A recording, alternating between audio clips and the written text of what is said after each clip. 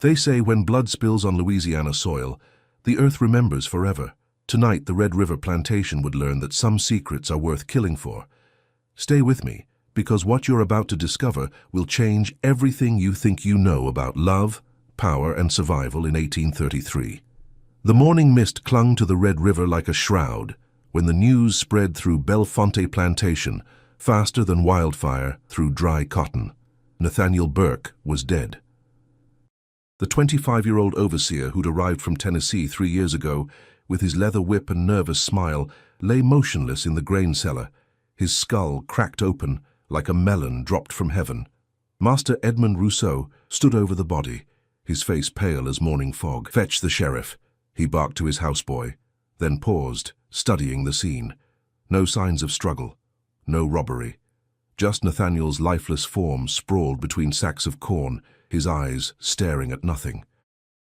In the kitchen quarters, 63-year-old Amelia continued kneading bread dough with steady hands, though her heart hammered against her ribs like a caged bird. She'd been awake since before dawn, as always, preparing breakfast for the big house.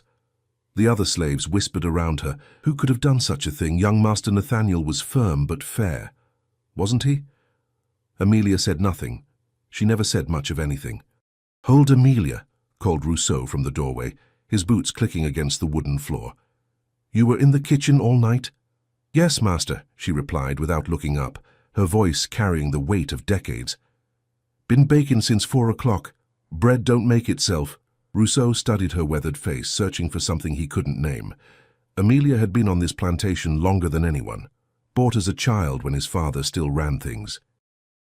She was invisible furniture now, reliable as sunrise, bent by time and labor, into something that barely registered as human in his mind. "Anyone else come through here? Any of the field hands?" "No, master. Just me and the ovens." He nodded curtly and left. Amelia's hands never stopped working the dough, but her mind raced back to 3 hours earlier, when she'd stood in that same cellar with Nathaniel's blood on her apron and a choice that would haunt her forever. The investigation began immediately. Sheriff Boudreau arrived by noon, a thick-set Creole man who'd seen enough plantation violence to know that slaves killing overseers meant one thing: uprising. The very word sent chills through every white household from New Orleans to Shreveport. "Line them up," Boudreau ordered. Every last one. 43 enslaved souls stood in the blazing Louisiana sun while the sheriff examined their hands, their clothes, their faces for signs of guilt. The men who worked closest to Nathaniel, Samuel, who drove the cotton wagon, Moses, who tended the horses, young Jacob, who'd been whipped just last week for talking back, all trembled under scrutiny. But it was Amelia who caught the sheriff's attention, not for what she showed, but for what she didn't. While others fidgeted and sweated, she stood perfectly still, her dark eyes fixed on some distant point beyond the cotton fields. "You," Boudreau pointed at her. "Step forward." Amelia moved slowly, her joints protesting each step. At 63, she was ancient by plantation standards, her body a map of decades spent in service. Her hair, now completely gray, was hidden beneath a faded head wrap. Her hands, scarred from countless burns and cuts, hung at her sides. "What's your name?" "Amelia, sir." "How long you been here?" "Since I was 7, sir. Master's daddy bought me in New Orleans." 56 years. Boudreau calculated quickly. This woman had seen everything: births, deaths, beatings, sales. She was a living archive of plantation secrets. "You know anything about what happened to Overseer Burke?" "No, sir. I mind my own business." The sheriff circled her like a hawk studying prey. Something felt wrong, but he couldn't place it. In his experience, guilty slaves either broke down immediately or overcompensated with elaborate stories. Amelia did neither. She simply existed, patient as stone. "Where were you last night between midnight and dawn?" "In the kitchen, sir, baking bread, preparing breakfast. Same as every night." "Anyone see you?" "No, sir. I work alone." That was the problem, Boudreau realized. The kitchen was isolated from the slave quarters, positioned between the big house and the work buildings. If someone wanted to move unseen through the plantation, the kitchen would be the perfect cover. But this was Amelia. Old, bent, barely strong enough to lift a cast-iron pot. The idea of her overpowering a healthy young man seemed absurd. As the afternoon wore on, the sheriff questioned everyone twice, then 3 times. Stories remained consistent. No one had seen anything unusual. No one had heard screams or sounds of struggle. Nathaniel Burke had simply vanished from the world of the living sometime between midnight and dawn, as quietly as morning mist. By evening, Boudreau was frustrated. Master Rousseau was growing impatient. The slaves were terrified, knowing that unsolved murders meant collective punishment. Someone would pay, guilty or not. In her small cabin behind the kitchen, Amelia sat on her narrow bed and stared at her hands. These hands that had kneaded 10,000 loaves of bread, that had birthed babies and closed the eyes of the dead, that had endured 56 years of bondage without breaking. These hands that just hours ago had held a cast-iron skillet with enough force to crack a man's skull. She thought about Nathaniel's final words, whispered in the darkness of the grain cellar. "Come with me, Amelia. We can be free together." The desperate plea of a young man who'd never understood that freedom wasn't something you could steal in the night. Freedom was something you earned, drop by drop, through decades of survival. Outside her window, she could hear the other slaves whispering prayers and fears. Tomorrow would bring more questions, more suspicion, more danger. But tonight, for the first time in 3 years, Amelia slept without the weight of Nathaniel Burke's expectations pressing down on her chest. The Red River flowed past the plantation in the darkness, carrying secrets toward the Gulf of Mexico. Some secrets, Amelia knew, were meant to be buried. Others were meant to be carried away by water, dissolved into something larger than any one person's pain.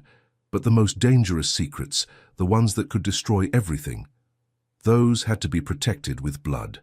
3 years earlier, when Nathaniel Burke first arrived at Bellefonte Plantation, nobody could have predicted that his presence would lead to murder. But some arrangements are doomed from the moment they begin. Keep watching, because the truth about how this deadly romance started will shock you. Summer 1830. Nathaniel Burke stepped off the riverboat at Bellefonte Landing with nothing but a worn leather satchel and a letter of recommendation from his uncle in Tennessee. At 22, he was young for an overseer position, but Master Rousseau needed someone desperate enough to work for low wages and isolated enough to stay loyal. The previous overseer, a brutal man named Crenshaw, had been found floating face down in the Red River after the slaves staged a work slowdown that cost Rousseau nearly a quarter of his cotton crop. No one spoke of what really happened to Crenshaw, but the message was clear. Some forms of cruelty had consequences. Nathaniel's first week was a disaster. The field hands tested him constantly, working slowly when he wasn't watching, misunderstanding his orders, breaking tools with suspicious frequency. He was too young, too uncertain, too obviously overwhelmed by the responsibility of controlling 43 human beings who had every reason to hate him. It was Amelia who saved him, though neither of them understood it at the time. She'd been watching from the kitchen window as Nathaniel struggled to organize the morning work assignments. The slaves stood in loose groups, their body language radiating subtle defiance. Samuel, the wagon driver, kept glancing toward the river. Moses, who tended the horses, had his arms crossed in a way that suggested he was calculating something. Young Jacob was practically vibrating with suppressed anger. Amelia had seen this before. The slaves were deciding whether to break this new overseer quickly or let him break himself slowly. Either way, people would suffer. When overseers failed, masters brought in replacements who were twice as harsh. She made a choice that would haunt her for 3 years. Walking across the yard with a pitcher of water and tin cups, Amelia approached the group. "Mornin', Master Burke," she said quietly. "Thought you might be thirsty." The simple gesture shifted everything. By acknowledging Nathaniel's authority publicly, by showing deference, Amelia gave the other slaves permission to do the same. It was a survival strategy she'd perfected over decades, managing white expectations to protect her people from worse alternatives. Nathaniel accepted the water gratefully, not understanding the complex social negotiation that had just occurred. "Thank you, Amelia." "You're welcome, sir." She turned to go, then paused. "Master Burke, the field hands work best when they understand what's expected. Clear instructions, consistent rules. They're good people. Just need to know where they stand." It was the longest speech anyone had heard from Amelia in years. Nathaniel nodded, studying her weathered face. There was intelligence in her dark eyes, a depth of understanding that surprised him. Over the following weeks, Amelia became Nathaniel's unofficial advisor. She never approached him directly, never overstepped the boundaries of her position, but she found subtle ways to guide him. A word here about which slaves worked well together. A suggestion there about timing the cotton picking to avoid the worst heat. Small interventions that made his job manageable and kept her people safe. Nathaniel began seeking her out, initially for practical advice, then for something harder to define. Amelia had a way of listening that made him feel heard. In Tennessee, he'd been the youngest son of a failed farmer, invisible and unwanted. Here, this elderly slave woman treated his words as if they mattered. The first time he touched her was an accident. Late one evening in October, Nathaniel had come to the kitchen to discuss the next day's work assignments. Amelia was cleaning up after dinner, her movements slow and careful in the lamplight. As she reached for a high shelf, she stumbled slightly, and Nathaniel instinctively caught her arm. For a moment, they stood frozen. Her skin was warm beneath his fingers, and he could smell the faint scent of cornbread and wood smoke that always surrounded her. Amelia's eyes met his, and something passed between them. Recognition, perhaps, or acknowledgement of a boundary that had just been crossed. "Thank you, Master Burke," she whispered. He released her arm but didn't step away. "Are you hurt?" "No, sir, just tired." They stood in the golden circle of lamplight, two people separated by race, age, and the entire structure of Southern society, yet connected by something neither could name. Nathaniel was 22 and lonely. Amelia was 60 and had learned to find comfort wherever it appeared. "Amelia," he said softly, "you don't have to call me master when we're alone." It was a dangerous thing to say. Slaves had been whipped for less. But Amelia recognized the loneliness in his voice, the desperate need for human connection that transcended the roles they were forced to play. "What should I call you?" she asked. "Nathaniel. Just Nathaniel." The arrangement began that night, though neither of them called it that. Nathaniel started visiting the kitchen more frequently, always with legitimate reasons, discussing work, checking supplies, ensuring security. But the conversations grew longer, more personal. He told her about his childhood in Tennessee, his father's drinking, his mother's early death. She listened without judgment, offering the kind of maternal comfort he'd never received. Amelia, for her part, found herself looking forward to these visits. After decades of being invisible, of swallowing her thoughts and opinions to survive, she discovered the intoxicating pleasure of being heard. Nathaniel asked for her advice and actually listened to her answers. He treated her as if her mind mattered, as if her experiences had value. The physical intimacy developed gradually, almost inevitably. A hand lingering on a shoulder, fingers brushing while passing a cup of coffee. The night Nathaniel found Amelia crying over a letter that brought news of her youngest son's sale to a plantation in Mississippi. He held her while she wept, and neither of them pretended it was appropriate. By winter, they had established a routine. After the other slaves were asleep, Nathaniel would slip into the kitchen, where Amelia waited with coffee and whatever food she'd managed to save from dinner. They would talk quietly by the dying fire, sharing stories and silences that felt more intimate than anything either had experienced. The first time they made love, it was Amelia who initiated it. She was 60 years old and had borne 7 children to 5 different fathers, none by choice. But with Nathaniel, for the first time in her life, she chose. The power in that choice was intoxicating, even as she understood its terrible danger. Nathaniel was gentle with her, reverent almost, as if he couldn't quite believe this was happening. Afterward, as they lay together on the narrow cot in the storage room behind the kitchen, he whispered promises about the future. Someday, he said, things would be different. Someday, they could be together openly. Amelia said nothing, but she thought about her children and grandchildren scattered across Louisiana and Mississippi, about the scars on her back from whippings she'd received for smaller transgressions than this, about the fundamental impossibility of the future Nathaniel imagined. She loved him. That was the terrible truth she carried through the winter of 1830 and into the spring of 1831. She loved his youth, his optimism, his genuine belief that love could transcend the barriers between them.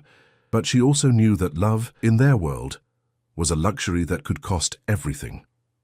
The arrangement continued for 3 years, hidden in the spaces between official plantation life. 3 years of stolen moments whispered conversations, and the gradual realization that what had begun as mutual comfort was becoming something far more dangerous. By 1833, Nathaniel's promises about the future had become demands. By 1833, Amelia's choice to love him had become a trap that threatened not just her own life, but the lives of everyone she'd spent 60 years protecting. Some arrangements, she would learn, can only end in blood. By 1833, the secret romance between Amelia and Nathaniel had become a powder keg waiting to explode. But it wasn't love that would destroy them. It was the arrival of someone who threatened to expose everything. Don't look away now, because what happens next will show you how quickly paradise can become hell. The trouble began with Master Rousseau's nephew, Philippe Dufresne, who arrived from New Orleans in March 1833 with expensive clothes, calculating eyes, and very specific ideas about how plantations should be run. Philippe was everything Nathaniel wasn't: sophisticated, educated, and utterly without sentiment when it came to managing enslaved labor. At 28, he'd already made a fortune in the slave trade, buying and selling human beings with the same cold efficiency other men applied to cotton or sugar. "Uncle Edmund," Philippe said on his first morning at Bellefonte, standing on the gallery with his coffee and surveying the fields, "your operation is quaint but hardly profitable." Master Rousseau bristled. "We've had good years. The cotton could yield twice as much with proper management." Philippe's gaze fixed on Nathaniel, who was organizing the morning work assignments with his usual mixture of firmness and restraint. "Your overseer seems rather gentle with the stock." Stock. The word hit Nathaniel like a slap. In 3 years at Bellefonte, he'd learned to see the enslaved people as individuals. Samuel with his skill for fixing broken wagon wheels, Moses with his way of calming spooked horses, young Jacob with his quick mind and quicker temper. Philippe saw only inventory. "Nathaniel's done well enough," Rousseau said defensively, though doubt crept into his voice. His nephew's success in New Orleans was undeniable, and Bellefonte's profits had been declining. "Has he?" Philippe pulled out a leather-bound ledger. "I've been reviewing your books. Production is down 15% from 5 years ago, despite maintaining the same number of workers. Either your land is failing, or your management is." Over the following weeks, Philippe made his presence felt throughout the plantation. He timed work assignments with a pocket watch, calculated the precise caloric needs of field hands to maximize labor while minimizing food costs, and instituted a system of punishments that made the slaves' previous complaints about Nathaniel seem laughably mild. Most dangerously, Philippe watched everything. He had the predatory instincts of someone who'd built his fortune on reading human nature, and he sensed immediately that something was wrong with the social dynamics at Bellefonte. "Your kitchen woman," he said to Nathaniel one evening as they stood on the porch of the overseer's cabin. "Amelia, she seems influential among the others." Nathaniel's heart skipped, but he kept his voice steady. "She's been here longer than anyone. They respect her." "Respect?" Philippe smiled coldly. "Dangerous thing, respect. Makes slaves think they're people instead of property." He paused, studying Nathaniel's face. "You spend considerable time in the kitchen, I'm told. Checking supplies, coordinating meals for the field hands." "Of course." Philippe's tone suggested he didn't believe a word. "Still, appearances matter. We wouldn't want the slaves getting ideas about familiarity between management and labor." The warning was clear, and it terrified Nathaniel more than any direct threat could have. Philippe suspected something, even if he couldn't prove it yet. Worse, his influence over Master Rousseau was growing daily. The old man had begun deferring to his nephew's judgment on everything from crop rotation to punishment protocols. Nathaniel found Amelia in the kitchen that night, her hands shaking as she kneaded tomorrow's bread. She'd aged visibly in the weeks since Philippe's arrival, the stress carving new lines around her eyes. "He knows," she whispered without looking up. "That man. He knows something ain't right. He suspects. That's different from knowing. Is it?" Amelia's voice carried 60 years of experience reading white men's intentions. "I seen his kind before. He's like a hound dog. Once he catches a scent, he don't let go." Nathaniel moved closer, wanting to comfort her, but even here in their sanctuary, Philippe's presence made him cautious. "We'll be careful. More careful than before." Careful ain't enough anymore. Amelia finally looked at him, and he saw something in her eyes he'd never seen before. Fear. Not for herself, but for him. He's gonna push you, Nathaniel, push you to prove you ain't soft on us slaves. And when that happens—" She didn't finish the sentence, but they both understood. When Philippe forced Nathaniel to choose between his position and his principles, between his future and his feelings for Amelia, the arrangement that had sustained them for 3 years would become impossible to maintain. The crisis came sooner than expected. 2 weeks later, young Jacob was caught stealing food from the smokehouse, a handful of salt pork to feed his pregnant wife, who'd been getting smaller rations since Philippe's efficiency improvements. Under Nathaniel's previous management, Jacob would have received a stern warning, maybe a day of extra work, but Philippe was watching, and Master Rousseau was listening to his nephew's advice about the need for firm discipline. 20 lashes, Philippe announced.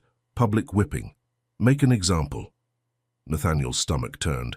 That seems excessive for theft? Philippe's eyebrows rose. My dear Nathaniel, theft is theft. If we show weakness now, every slave on this plantation will think they can help themselves to our property. The whipping was scheduled for the next morning. All slaves were required to watch Philippe's idea of education through terror. Nathaniel spent the night pacing his cabin, knowing that Jacob's screams would haunt him forever, knowing that Amelia would be forced to watch the brutalization of a boy she'd helped raise. But it was Amelia's reaction that truly terrified him. When he found her in the kitchen before dawn, she was perfectly calm, her movements deliberate and controlled. This was the composure of someone who'd made a decision. Don't do anything foolish, he pleaded. I know you care about Jacob, but if you interfere, I ain't gonna interfere. Her voice was steady, but something in it made Nathaniel's blood run cold. I learned long ago that sometimes you got to let the young ones suffer so the rest can survive. The whipping proceeded as scheduled. Jacob took his 20 lashes without crying out, his wife watching from the crowd with tears streaming down her face. Philippe observed with satisfaction, making notes in his ledger about the educational value of public punishment. But Nathaniel saw something else, the way the other slaves looked at him during the whipping. The trust he'd spent 3 years building evaporated in 20 strokes of the whip. He was no longer their reluctant protector. He was just another white man who watched them suffer. That night, when he came to the kitchen seeking comfort, Amelia was waiting with coffee and cornbread, just as she had for 3 years. But everything had changed. They hate me now, Nathaniel said, slumping into his usual chair. No, Amelia replied quietly. They understand you now. There's a difference. I had no choice. Philippe was watching. Rousseau was listening. I know. She sat across from him, her weathered hands wrapped around her coffee cup. You did what you had to do to survive, just like we do every day. But her understanding was somehow worse than hatred would have been. It meant she'd always known this moment would come, had always known that when forced to choose, he would choose his own survival over theirs. What happens now? He asked. Amelia was quiet for a long moment, staring into her coffee as if reading the future in its dark surface. Now you decide what kind of man you want to be, and I decide what kind of woman I can afford to be. Outside, the Red River flowed past the plantation, carrying away the day's pain toward the Gulf of Mexico. But some pain, Amelia knew, couldn't be washed away by water. Some pain had to be carried day after day until it either broke you or made you strong enough to break something else. The arrangement that had begun with mutual comfort and grown into dangerous love was transforming into something else entirely, a trap that would soon force both of them to choose between survival and destruction. Philippe Dufresne had succeeded in his goal of tightening discipline at Belafonte Plantation. What he didn't realize was that pressure, applied long enough to the right person, could create something far more dangerous than rebellion. It could create desperation. When desperation meets impossible choices, even the strongest people can break. Tonight you'll discover how a love that once brought comfort became a weapon that would destroy everything. Stay with me, because what Nathaniel demands of Amelia will leave you breathless. By late summer 1833, Philippe Dufresne had transformed Belafonte Plantation into a model of brutal efficiency. Workdays stretched from dawn to dusk. Food rations were calculated to the ounce. Punishments were swift, public, and designed to break spirits along with bodies. Master Rousseau, initially hesitant about his nephew's methods, now praised Philippe's modern approach to plantation management. Cotton production was up 20%. Costs were down. The slaves worked with the mechanical precision of broken machinery, but Philippe wasn't satisfied. Something still bothered him about the social dynamics at Bellefonte, a subtle wrongness he couldn't quite identify. His instincts, honed by years in the slave trade, told him there were secrets hidden beneath the surface compliance. He began watching Nathaniel more closely, noting the young overseer's increasing nervousness, his reluctance to implement the harshest punishments, his tendency to linger near the kitchen quarters. Most telling was Nathaniel's relationship with the slaves. They obeyed him, but without the mixture of fear and respect that characterized proper management. "You're too familiar with them," Philippe said one evening as they reviewed the day's work reports. "The slaves, I mean. They don't fear you enough." Nathaniel's hand trembled slightly as he set down his pen. "They work hard. Production is meeting your targets. For now. But fear is like a crop. It requires constant cultivation. Let it go untended, and it withers." Felipe leaned back in his chair, studying Nathaniel with predatory interest. "I think you've forgotten that these people are property, not pets." "I haven't forgotten anything. Haven't you?" Philippe's smile was cold. "Tell me, when was the last time you personally administered a whipping? When did you last make an example of someone?" Nathaniel's silence was answer enough. In 3 years as overseer, he'd managed to avoid personally inflicting the worst punishments, delegating such tasks to the slave drivers, or finding alternative consequences. It was a luxury Philippe would no longer permit. "Tomorrow," Philippe announced, "we're going to correct some bad habits, starting with yours." The next morning brought the kind of humid heat that made the Louisiana air feel solid, pressing down on the plantation like a suffocating blanket. Philippe had identified his target, Moses, the horse tender, who'd been caught allowing one of the mares to graze in the vegetable garden. 15 lashes, Philippe declared. "And Nathaniel will administer them personally." The words hit Nathaniel like a physical blow. Moses was 62 years old, his back already scarred from decades of punishment. 15 lashes could kill a man his age, or leave him permanently disabled. "Perhaps someone younger could," Nathaniel began. "No." Philippe's voice cut through the morning air like a blade. "You will do this, or I'll recommend to Uncle Edmund that we find an overseer who can." The threat was clear.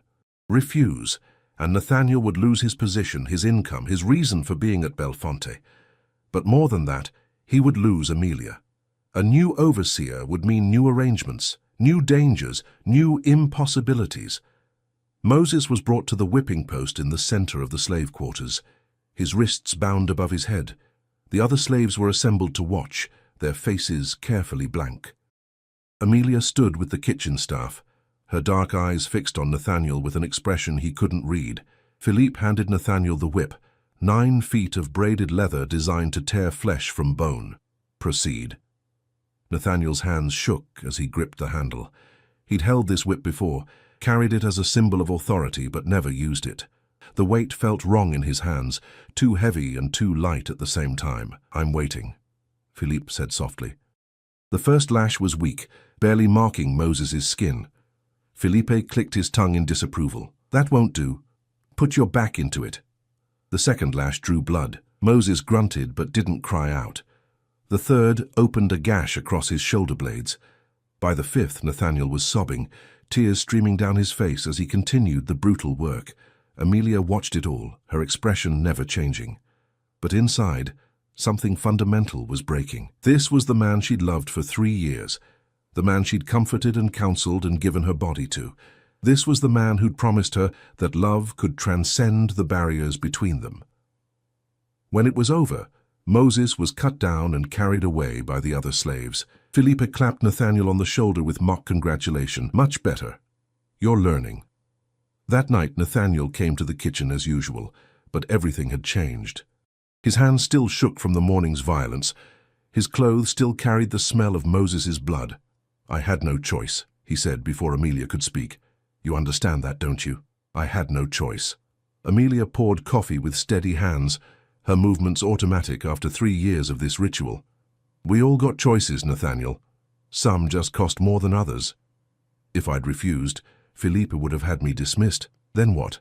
A new overseer, probably worse than Philippe himself. At least with me here I can protect... Protect who?" The question came out sharper than Amelia intended. You just whipped Moses near to death. You think that's protection? It's survival for all of us. No, Amelia set down the coffee pot with deliberate care. It's survival for you. The rest of us just got to live with the consequences.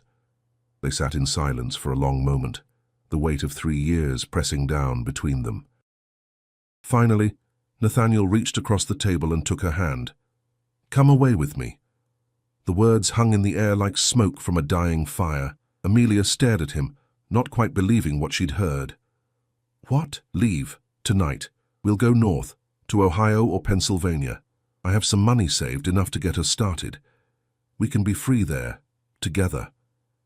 Amelia pulled her hand away, as if his touch burned. "You lost your mind? I'm serious. I can't do this anymore, Amelia. I can't be the man Felipe wants me to be, but I can't lose you either." His voice cracked with desperation. "We can start over somewhere else, be together openly. And my children, my grandchildren, the people I've been protecting for 60 years? Amelia's voice rose, then dropped to a whisper.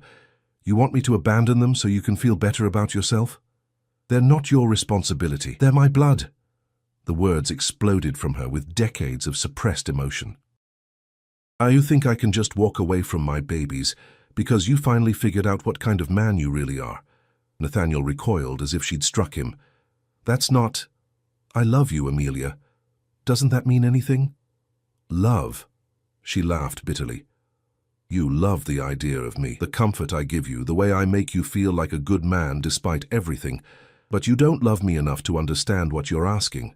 I'm asking you to choose freedom. You're asking me to choose you over everyone else I ever loved. That ain't freedom, Nathaniel. That's just another kind of slavery." The silence that followed was deafening. Outside, the Red River flowed past the plantation, carrying away the day's heat toward the Gulf of Mexico. But the heat between them, the passion that had sustained them through 3 years of impossible love, was cooling into something harder and more dangerous. "If you won't come willingly," Nathaniel said finally, his voice barely above a whisper, "I'll have to make you understand why you need to." "What's that supposed to mean?" Nathaniel's eyes met hers, and Amelia saw something there that chilled her blood. Desperation had transformed into something else, a kind of madness born from the collision of love and impossibility. "Philippe suspects something. He's been watching, asking questions. If he finds out about us..." Nathaniel leaned forward, his voice urgent. "They'll kill you, Amelia. Not just whip you or sell you, they'll hang you for corrupting a white man, and they'll make me watch. So you're threatening me now? I'm trying to save you. Save us both." His hand reached for hers again, but she pulled away. "Come with me tonight, or I'll have to tell Felipe what I know about the other slaves, about Samuel's plans to run north, about the weapons hidden in the barn, about..." "Stop." Amelia's voice was deadly quiet. Just stop. But Nathaniel was beyond stopping, driven by 3 years of accumulated pressure and the terrible realization that he was losing everything that mattered to him. "I'll tell him everything, Amelia. Every secret, every plan, every hope these people have. I'll destroy them all to save you." The threat hung between them like a blade. Amelia stared at this man she'd loved, this boy she'd comforted and counseled and given her body to, and saw him clearly for the first time. When forced to choose between her freedom and her people's survival, he would sacrifice everyone else to get what he wanted. "Get out," she whispered.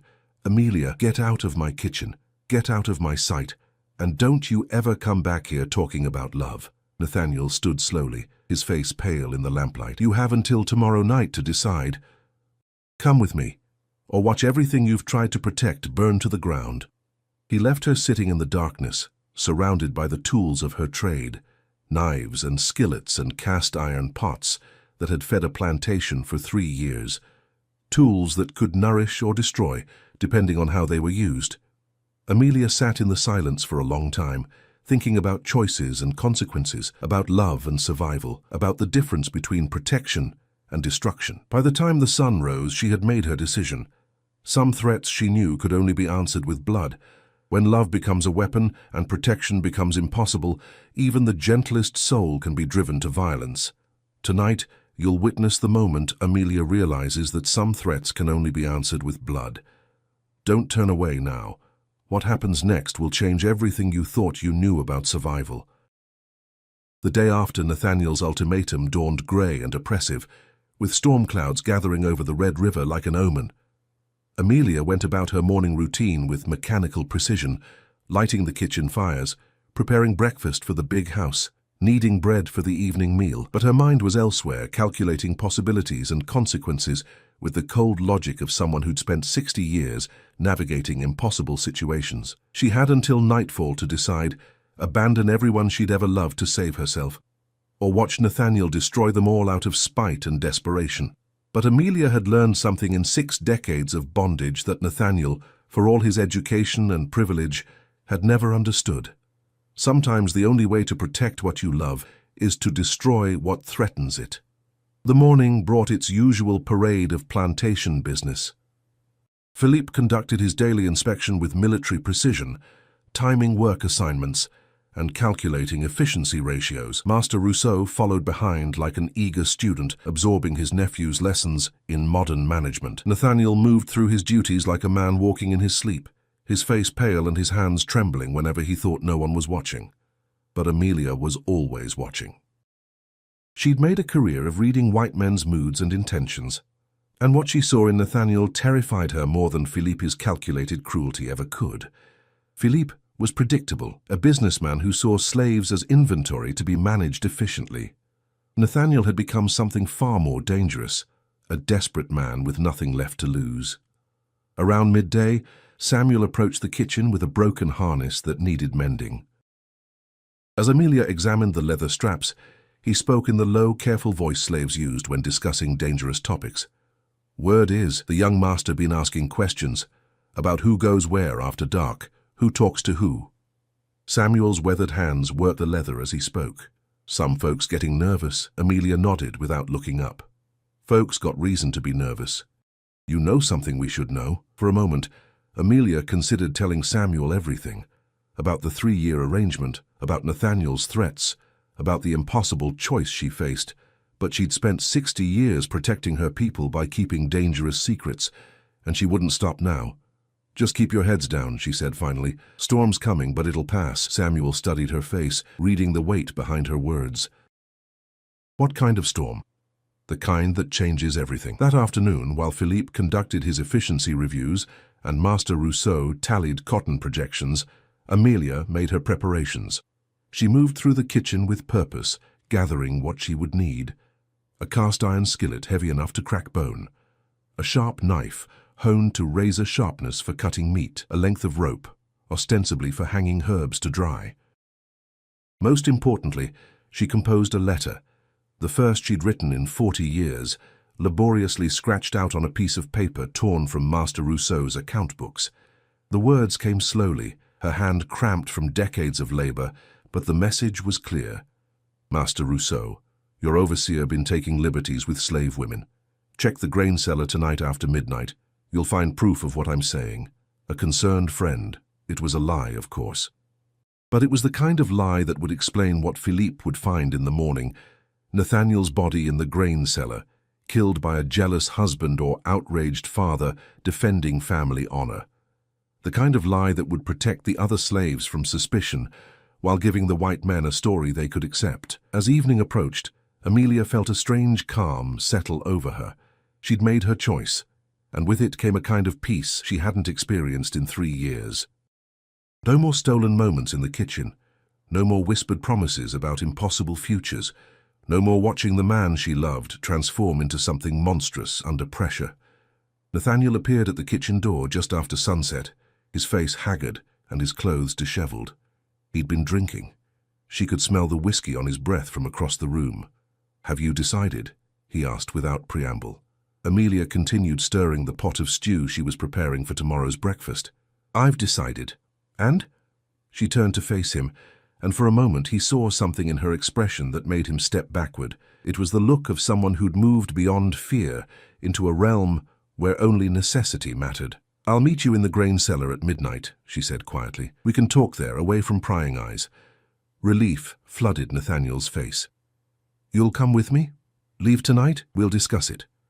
Midnight, in the cellar. He nodded eagerly, too desperate to notice the careful way she'd phrased her answer. I knew you'd understand.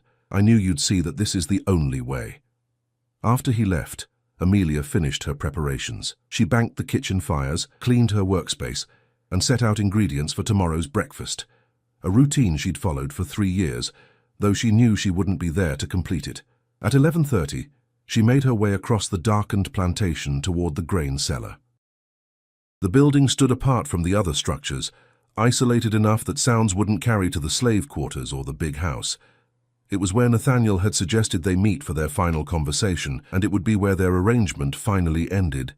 The cellar was dark when she arrived, lit only by a single oil lamp that cast dancing shadows on the walls. Nathaniel was already there, pacing nervously among the sacks of corn and barrels of flour. He'd brought a traveling bag, everything he owned packed for their escape north. "You came," he said, relief evident in his voice. "I was afraid you'd changed your mind." "I came to talk," Amelia replied, closing the door behind her. "Like I promised." "There's nothing to talk about. We leave tonight before Philippe can—" "Before Philippe can what?" Amelia's voice was steady, but there was steel beneath it. "Before he can find out what you really are?" Nathaniel stopped pacing. "What I really am. I'm a man who loves you, who's trying to save us both. You're a man who just threatened to destroy innocent people to get what you want. You think that's love?" "I think that's survival." Nathaniel's voice rose, then dropped to a whisper. "You don't understand the pressure I'm under. Philippe watches everything I do, questions every decision. If he finds out about us, then you should have thought about that 3 years ago before you started coming to my kitchen every night." The words hit Nathaniel like physical blows. "You wanted it too. Don't pretend you didn't. I wanted comfort. I wanted to feel human for a few hours instead of like property, but I never wanted this. Threats and ultimatums and watching you turn into the kind of man who'd sacrifice children to save himself. I'm not sacrificing anyone. I'm trying to protect you by threatening to tell Philippe about Samuel's escape plans, about the weapons in the barn." Amelia stepped closer, her dark eyes reflecting the lamplight. "Those ain't your secrets to tell, Nathaniel. Those are my people's hopes, and you'd destroy them just to force me to run away with you. Because I love you." "No." Amelia's voice was quiet but final. "You love the idea of me, the way I made you feel like a good man despite everything. But you don't love me enough to understand what you're asking me to give up." Nathaniel stared at her, seeing clearly for the first time the woman he'd thought he knew. In the lamplight, Amelia looked older than her 60 years, worn down by decades of impossible choices and unthinkable sacrifices. But there was strength in her weathered face, a kind of dignity that no amount of brutality had been able to break. "What are you saying?" he asked. "I'm saying this ends here. Tonight. No more meetings, no more promises, no more pretending that what we had was anything more than two lonely people finding comfort in the dark. And if I tell Philippe about the others, about their plans—" Amelia reached into her apron and pulled out the cast-iron skillet she'd brought from the kitchen. The weight of it felt right in her hands. Familiar, purposeful, final. "Then you'll have to live with the consequences," she said quietly. "Just like I've had to live with mine." Nathaniel saw the skillet and laughed, a sound edged with hysteria. "You're going to threaten me now, an old woman with a cooking pan." "I ain't threatening nobody. I'm just telling you how this is going to end." The laughter died in Nathaniel's throat as he recognized something in Amelia's voice. The same calm certainty he'd heard in the voices of men facing execution, the peace that came with accepting the inevitable. "Amelia, please. We can work this out. We can't work out nothing. You made sure of that when you decided my love was worth more than my people's lives." She raised the skillet, and Nathaniel finally understood that this wasn't a negotiation. This was an ending, written in the only language that mattered in a world built on violence and oppression. "I love you," he whispered, and for the first time in months it sounded like the truth. "I know," Amelia replied. "That's what makes this so hard." The skillet came down with 60 years of accumulated rage behind it, 60 years of swallowed pride and suppressed dignity and impossible choices. It connected with Nathaniel's skull with a sound like breaking pottery, and he crumpled to the floor among the sacks of grain. Amelia stood over his body for a long moment, the skillet still in her hands, listening to the silence that followed violence. Outside, the storm that had been threatening all day finally broke, sending rain against the cellar walls like tears. She thought about the letter she'd left for Master Rousseau, about the story it would tell and the questions it would answer. She thought about the other slaves who would wake tomorrow to find their secrets still safe, their plans still possible. She thought about her children and grandchildren scattered across Louisiana and Mississippi who would continue to survive because she'd made the hardest choice of all.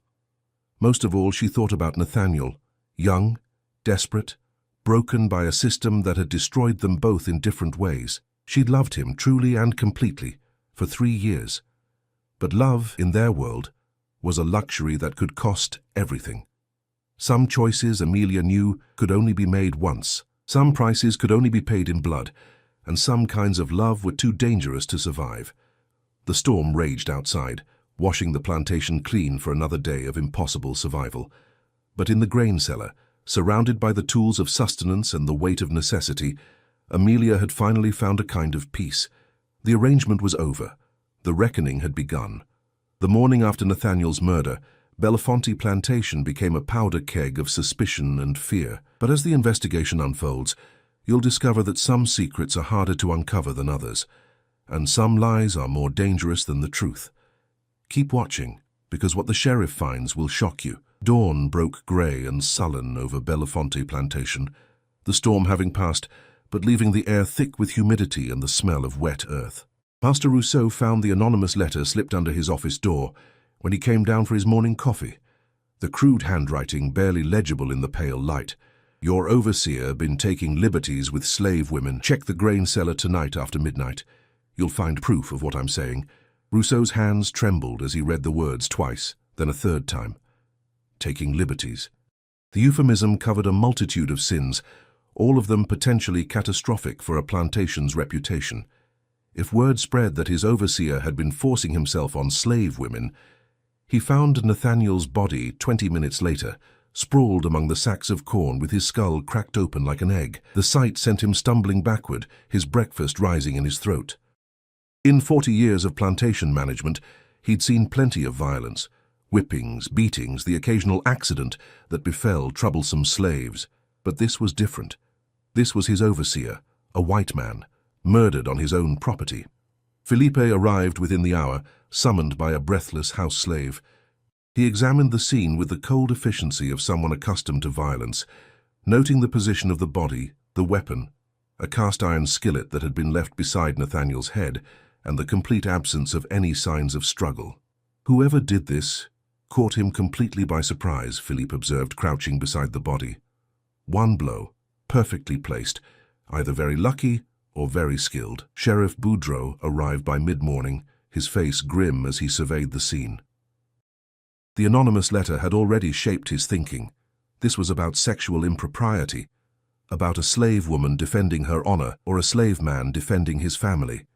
Such cases were delicate, requiring careful handling to avoid inflaming tensions throughout the parish. "Line them up," he ordered, just as he had 3 years earlier when investigating a different kind of plantation violence. Every slave, every worker. "I want to see hands, clothes, anything that might show signs of blood or struggle." The slaves assembled in the yard, with the weary resignation of people accustomed to collective punishment.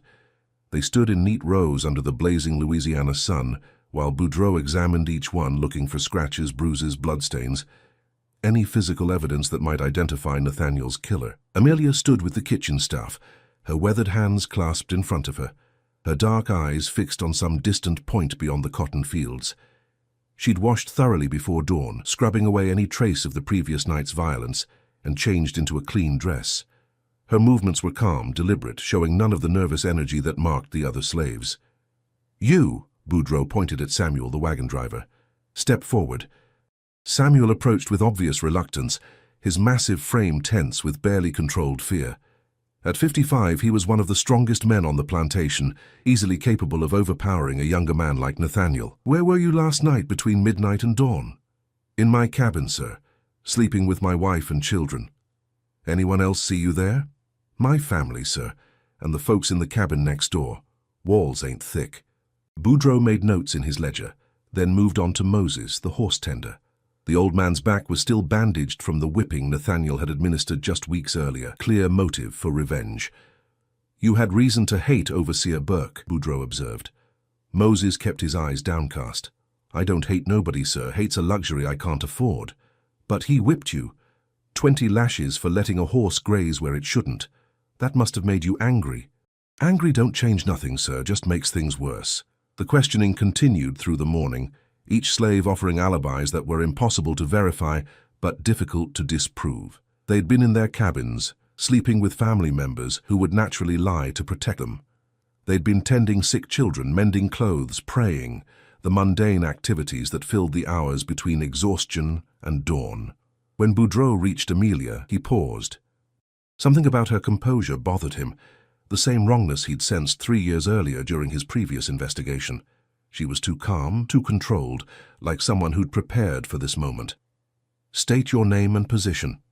Amelia, sir. Kitchen supervisor. How long have you worked in that position? 15 years, sir. Been cooking for the big house since Master Rousseau's daddy was alive. And last night? Where were you between midnight and dawn? In the kitchen, sir.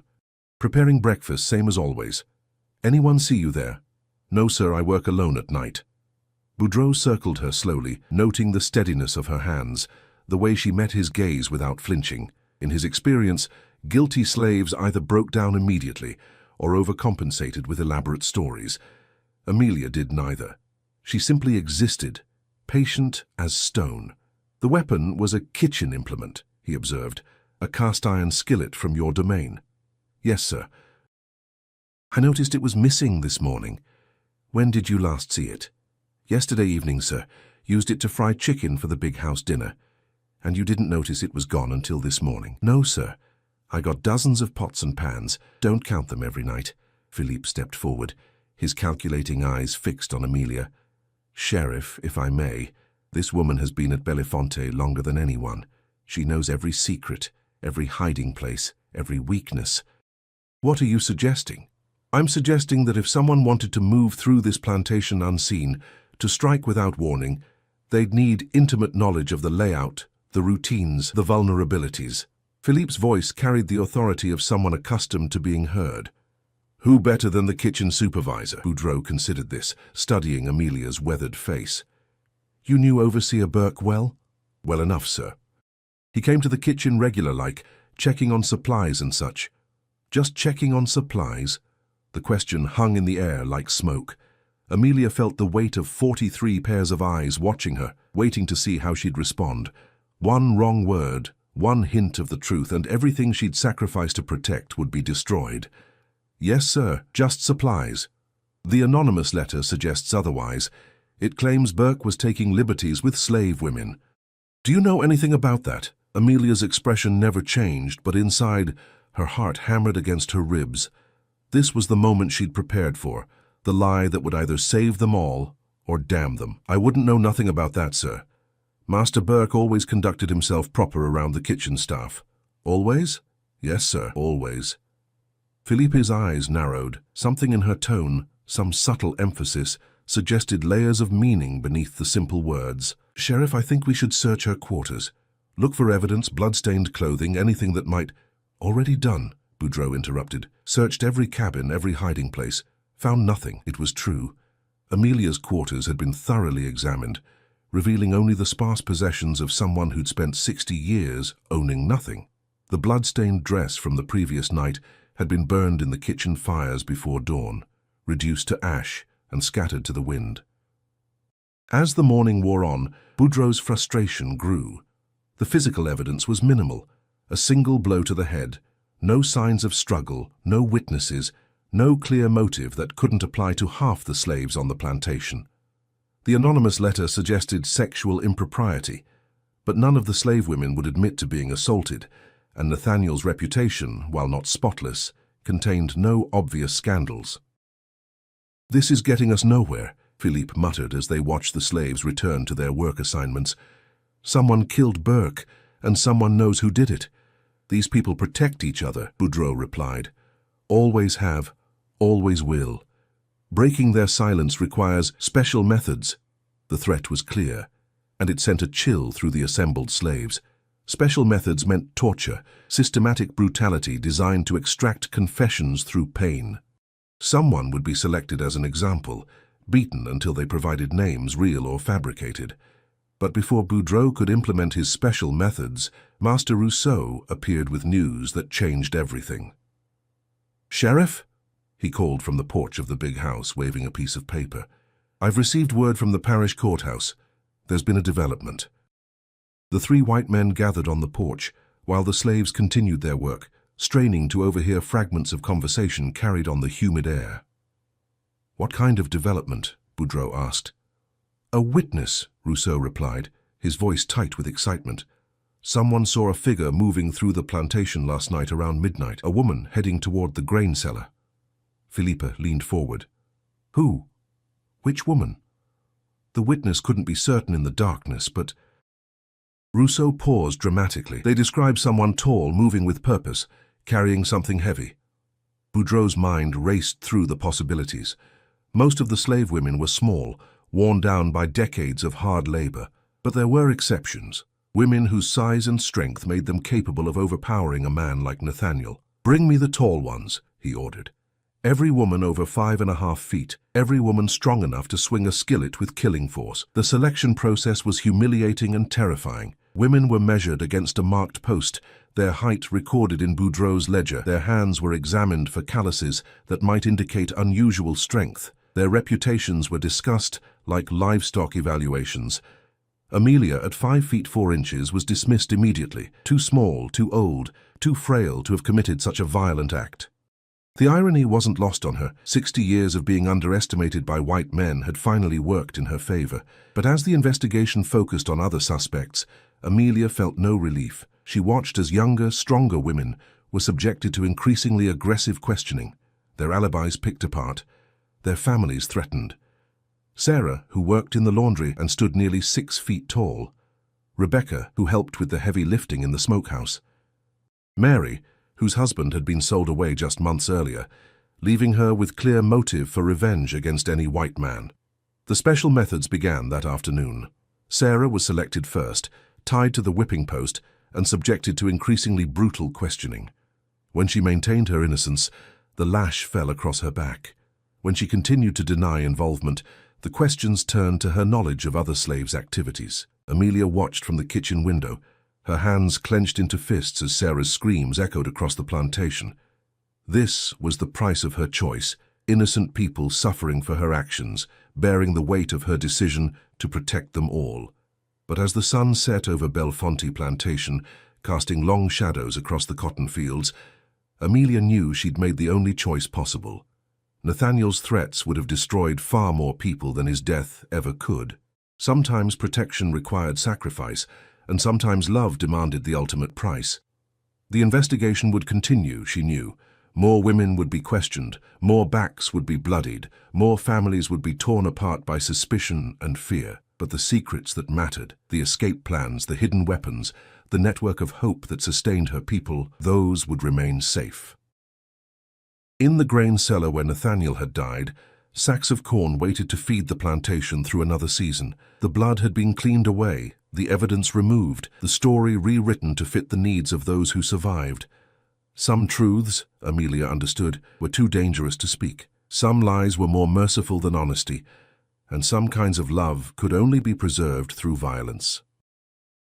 The Red River flowed past the plantation in the gathering darkness, carrying away the day's pain toward the Gulf of Mexico.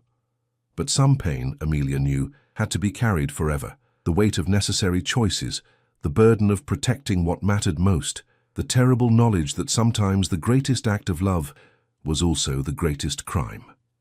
As the investigation reaches its climax, the truth about Nathaniel's murder threatens to destroy everything Amelia has fought to protect. But in a world built on lies and violence, sometimes the most dangerous truth is the one that sets you free. Stay until the end. What happens next will leave you breathless. 3 days after Nathaniel Burke's murder, Bellefonte Plantation had become a place of whispers and shadows. The investigation had consumed everything, turning neighbor against neighbor, family against family, as Sheriff Boudreau's special methods extracted confessions that contradicted each other and alibis that crumbled under torture. Sarah had finally broken after 20 lashes, sobbing out a story about seeing Rebecca near the grain cellar. Rebecca, under similar pressure, had implicated Mary. Mary, desperate to protect her children, had pointed to Moses, claiming she'd seen him sharpening a knife the day before the murder. The circle of accusations was tightening, but it was also becoming increasingly absurd. Boudreau found himself with too many suspects and too many conflicting stories, none of which explained how an elderly slave woman's kitchen skillet had ended up beside Nathaniel's body. Philippe Dufresne watched the chaos with growing frustration. His instincts told him the real killer was still walking free, probably laughing at the white men's inability to solve a simple murder. Worse, the investigation was disrupting plantation operations. Cotton needed picking, but half the field hands were too terrified to work effectively, jumping at shadows and expecting to be dragged away for questioning at any moment. "This is accomplishing nothing," Philippe told his uncle as they stood on the gallery, watching Boudreau prepare for another round of interrogations. "We're destroying our own labor force to catch one killer." Master Rousseau nodded reluctantly. The past 3 days had aged him visibly, the stress of having a murder on his property weighing heavily on his shoulders. "What do you suggest?" "We make an example. Pick the most likely suspect and hang them publicly. The others will get the message. But what if we're wrong? What if the real killer— Does it matter?" Philippe's voice was cold with pragmatic calculation. "The goal isn't justice, uncle.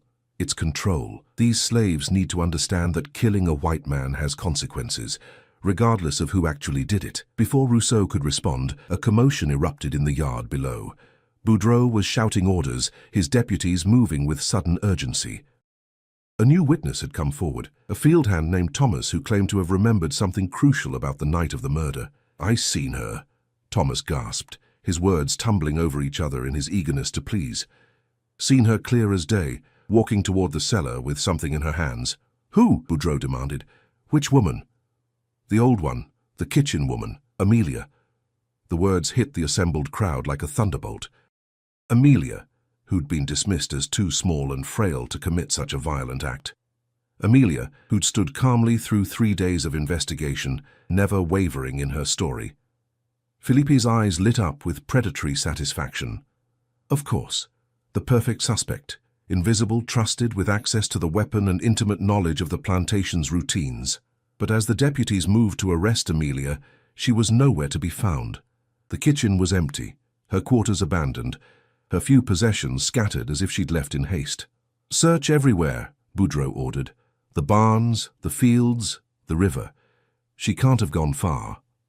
They found her an hour later, sitting quietly by the Red River with her feet in the water, watching the current flow toward the Gulf of Mexico. She made no attempt to run when the deputies approached, simply stood and brushed the dirt from her dress with the dignity of someone who'd made peace with her fate.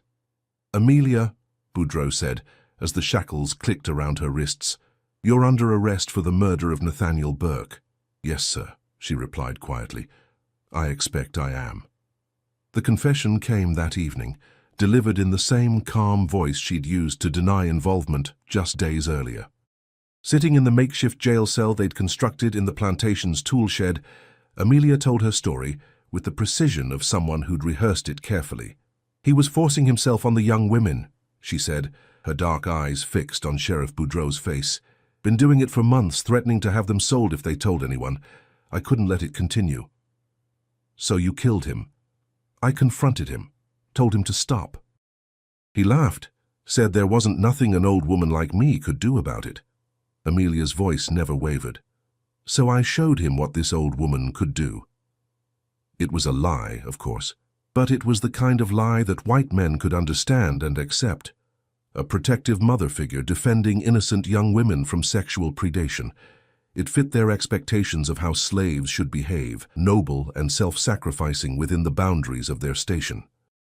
Philippe listened to the confession with satisfaction, already planning the public execution that would restore order to Bellefonte Plantation.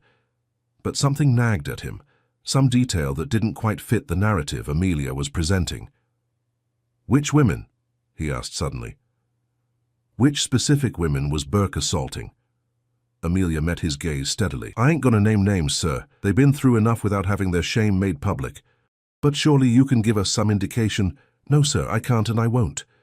The refusal was delivered with such quiet dignity that even Philippe found himself momentarily speechless.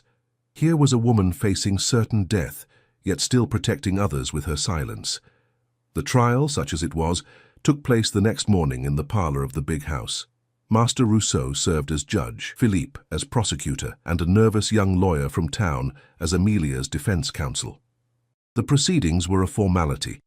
Everyone knew the outcome before they began. Amelia sat in the defendant's chair with her hands folded in her lap, listening as witness after witness testified to her good character, her decades of faithful service, her reputation as a protector of the younger slaves. Even Thomas, the field hand who'd identified her, seemed reluctant to repeat his accusation under oath.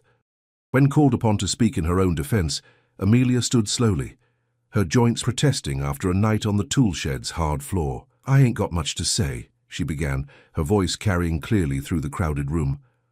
"I done what I done, and I ain't sorry for it. Sometimes protecting what you love means paying a price you never wanted to pay." She paused, her gaze moving across the faces of the slaves who'd been allowed to witness the proceedings. Samuel, whose escape plans were still secret, Moses, whose back was healing from Nathaniel's whip, Sarah, Rebecca, and Mary, who'd suffered under Boudreaux's questioning, but were now safe from further suspicion. "I've been on this plantation for 56 years, Amelia continued. "Seen children born and sold away, seen families torn apart, seen good people broken by things they couldn't control. But I also seen love survive in places where it shouldn't be possible. Seen people protect each other when they had every reason to look out for themselves." Her voice grew stronger, carrying the weight of 6 decades of accumulated wisdom. "Y'all think you own us, but you don't own what matters. You don't own our hearts, our hopes, our love for each other, and you can't kill that no matter how many of us you hang." The silence that followed was deafening. Even Philippe seemed momentarily affected by the quiet power of her words. But the law was the law, and the sentence was inevitable. "Amelia," Master Rousseau said formally, "you have been found guilty of the murder of Nathaniel Burke. You will be hanged by the neck until dead, sentenced to be carried out at dawn tomorrow." "Yes, sir," Amelia replied. "I understand." That night, as she sat in her makeshift cell awaiting execution, Amelia received a steady stream of visitors, slaves who risked punishment to say goodbye, to thank her for her sacrifice, to promise that her story would be remembered. Samuel came first, his massive frame barely fitting through the tool shed door. "Why?" he asked simply. "Why didn't you let us help? We could have found another way." "There wasn't no other way," Amelia replied. "And this way y'all stay safe. Your plans, your hopes, your families, they all stay protected." Moses came next, moving carefully on his healing back. "The young master, he really been forcing himself on the women?" Amelia met his eyes steadily. "Does it matter? Story's told now, and it's the story that'll keep y'all safe." One by one, they came to pay their respects to the woman who'd spent her life protecting them and would spend her death doing the same. Each visitor understood that Amelia's confession was both truth and lie, justice and sacrifice, ending and beginning. As dawn approached, Amelia sat alone in the darkness thinking about the choices that had brought her to this moment. She thought about Nathaniel, young and desperate and broken by a system that had destroyed them both. She thought about the love they'd shared, impossible and doomed but real nonetheless. Most of all, she thought about the future, about Samuel's escape plans, about the weapons hidden in the barn, about the network of hope and resistance that would continue long after she was gone. Her death would buy them time, safety, the chance to survive, and perhaps even thrive. The sun rose over Bellefonte Plantation like a promise, painting the sky in shades of gold and crimson. The gallows had been erected in the center of the slave quarters, a reminder to all who witnessed it that some crimes could not be forgiven. Amelia walked to her execution with the same dignity she'd shown throughout her life, her head high and her steps steady. The rope felt rough against her neck, but her voice was clear as she spoke her final words. "I ain't sorry," she said, her gaze moving across the faces of her people one last time. "Love ain't never something to be sorry for, even when it costs everything." The trapdoor opened, and Amelia fell into history, a woman who'd loved impossibly, chosen courageously, and died protecting what mattered most. Her body swayed gently in the morning breeze, but her spirit soared free, carried away by the Red River toward something larger than any one person's pain. In the kitchen where she'd spent her final years, breakfast waited to be prepared by other hands. In the fields where her people labored, cotton waited to be picked by those she'd died to protect. And in the hearts of everyone who'd known her, Amelia's story lived on, a testament to the power of love to transcend even death itself. The investigation was over, the reckoning had begun, and somewhere in the distance, the Red River flowed toward the Gulf of Mexico, carrying secrets and stories, and the eternal promise that some kinds of love are stronger than any force that tries to destroy them. Words BTU 498 Epilogue, The Legacy. 10 years have passed since Amelia's execution, but her story refuses to die. What happened next will show you that some sacrifices echo through generations, and some kinds of love are truly eternal. This is the final chapter. Don't miss how this incredible story ends. Louisiana, 1843. The young woman who called herself Sarah Freeman stepped off the riverboat at New Orleans with nothing but a worn carpet bag and a letter of introduction to the Underground Railroad. At 25, she was tall and strong, with intelligent dark eyes that seemed to hold secrets older than her years. What the abolitionists who welcomed her didn't know was that Sarah Freeman had been born Sarah Washington on Belafonte Plantation, the granddaughter of a woman named Amelia, who'd died on the gallows 10 years earlier. The story of that execution had shaped Sarah's entire life, passed down through whispered conversations and coded songs that preserved the truth beneath layers of protective fiction. Belafonte Plantation itself had changed dramatically in the decade since Nathaniel Burke's murder. Philippe Dufresne had eventually inherited the property from his uncle, transforming it into a model of industrial efficiency that other planters studied and envied. The slaves worked longer hours for smaller rations, their lives regulated by bells and timekeepers that measured every moment of productivity. But beneath the surface efficiency, something had shifted. The network of resistance that Amelia had died to protect had grown stronger, more sophisticated, more dangerous to the system that tried to contain it. Her execution had become a rallying point, a reminder that some things were worth dying for. Samuel, now in his 60s, had become the unofficial leader of this underground network. The escape plans that Nathaniel had threatened to expose had evolved into a sophisticated operation that moved enslaved people north along carefully mapped routes. The weapons hidden in the barn had multiplied, cached in secret locations throughout the parish. Most importantly, Amelia's story had become legend, told and retold until it transcended the specific details of her life to become something larger. She was the grandmother who'd sacrificed everything for her people's freedom, the lover who'd chosen justice over personal happiness, the woman who'd proved that even the most powerless could change the course of history. Sarah Freeman carried that legacy in her blood and her bones as she made her way through the streets of New Orleans, following directions to a safe house where other refugees from slavery waited for passage north. She'd escaped from Belafonte 3 months earlier, part of a carefully coordinated operation that had freed 17 people in a single night. The escape had been planned for years, timed to coincide with Philippe's absence on business in New Orleans. Samuel had used his knowledge of the plantation's routines, knowledge passed down from Amelia's careful observations, to identify the perfect moment when security would be lightest. They'd moved like ghosts through the Louisiana night, following paths that Amelia had mapped in her mind during 60 years of bondage, past the grain cellar where Nathaniel had died, past the kitchen where impossible love had bloomed and withered, past the gallows where justice and sacrifice had become indistinguishable. Not everyone had made it. 3 of the escapees had been recaptured within days, returned to face punishments that served as warnings to anyone else who might consider flight. But 14 had reached freedom, including Sarah, who carried with her something more valuable than her own liberty. In her carpet bag, wrapped in oiled cloth to protect it from moisture, was a journal that Amelia had kept during her final years. Written in the margins of discarded account books and on scraps of paper saved from the big house, it told the true story of her relationship with Nathaniel Burke, not the sanitized version she'd confessed to save her people, but the complex reality of love and power, choice and coercion, survival and sacrifice.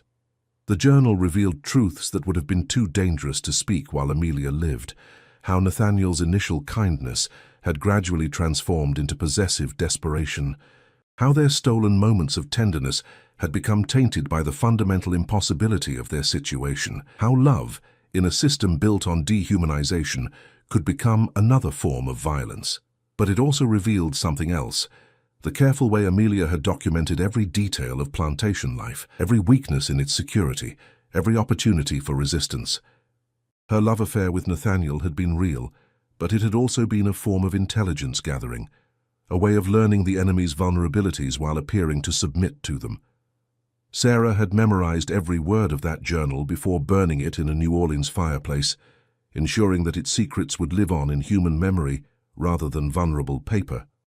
The knowledge it contained would help other enslaved people escape, other families reunite, other communities survive the ongoing horror of bondage. As she settled into her new life in Philadelphia, working as a seamstress and sending money south to support the Underground Railroad, Sarah often thought about her grandmother's legacy. Amelia had died believing she was protecting her people's immediate survival, but her sacrifice had accomplished something far greater. The story of her execution had spread throughout the slave communities of Louisiana and beyond, carried by the same networks that moved people toward freedom. It had become a parable about the power of love to transcend even death, about the way individual sacrifice could inspire collective resistance. In the cotton fields of Mississippi, enslaved people sang coded songs that told of an old woman who'd chosen love over life. In the tobacco plantations of Virginia, mothers told their children stories about a grandmother who'd proved that even the powerless could change history. In the rice paddies of South Carolina, resistance leaders invoked Amelia's name when planning operations that would free hundreds from bondage. The love story that had begun in a plantation kitchen had become something larger than romance. It had become revolution. Philippe Dufresne, now in his 40s, and one of the wealthiest planters in Louisiana, sometimes stood in the grain cellar where Nathaniel Burke had died and wondered about the forces that had shaped that night. He'd never quite believed Amelia's confession, had always suspected that deeper currents of resistance flowed beneath the surface of plantation life. But he'd also learned to live with uncertainty, to accept that some secrets would never be fully revealed. The important thing was maintaining control, preserving the system that had made his fortune possible. Individual acts of rebellion could be contained, punished, forgotten. What he didn't understand was that Amelia's story had already escaped containment, spreading like wildfire through communities that had learned to preserve truth in songs and stories, in whispered conversations and coded messages. Her legacy lived on in every successful escape, every act of resistance, every moment when enslaved people chose dignity over survival. By 1850, the Underground Railroad had become a sophisticated network that moved thousands of people toward freedom each year. Many of its routes passed through Louisiana, following paths that Amelia had mapped in her mind and documented in her secret journal. Her knowledge, preserved and transmitted by people like Sarah Freeman, had become a weapon against the system that had killed her. The Civil War, when it came, would validate everything Amelia had died believing: that love was stronger than oppression, that sacrifice could inspire transformation, that individual choices could change the course of history. The enslaved people who fought for their freedom carried her story with them, a reminder that courage could be found in the most unlikely places. In 1863, when the Emancipation Proclamation freed millions from bondage, Sarah Freeman stood in a Philadelphia church and thought about her grandmother's words. Love ain't never something to be sorry for, even when it costs everything. Amelia had been right. Love, for family, for community, for justice itself, had proven stronger than the forces that tried to destroy it. Her impossible romance with Nathaniel Burke had ended in tragedy, but it had also planted seeds of resistance that bloomed into freedom for countless others. The Red River still flowed past the ruins of Belafonte Plantation, carrying away the remnants of a system built on human bondage. But it also carried something else: the memory of a woman who'd loved impossibly, chosen courageously, and died protecting what mattered most. Some stories, Sarah knew, were too powerful to die. Some kinds of love were truly eternal. And some sacrifices echoed through generations, inspiring others to choose hope over despair, resistance over submission, love over fear. Amelia's legacy lived on in every person who chose freedom over safety, every family that stayed together against impossible odds, every community that preserved its dignity in the face of dehumanization.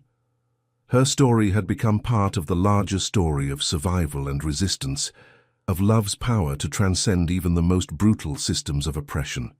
The slave who'd killed her overseer in a Louisiana grain cellar had become a symbol of something larger than herself, proof that even in the darkest circumstances, the human spirit could not be broken. Her love story, impossible and tragic and ultimately triumphant, would be remembered long after the plantation system that had shaped it crumbled into dust. In the end, Amelia had been right about everything that mattered. Love was worth dying for. Some choices could only be made once. And sometimes the greatest act of love was also the greatest crime. But she'd also discovered something else, that love, once given freely, could never truly be destroyed. It lived on in the people who remembered, the stories that survived, the courage that passed from one generation to the next. The arrangement was over. The reckoning was complete, but the love, impossible, dangerous, eternal, would continue.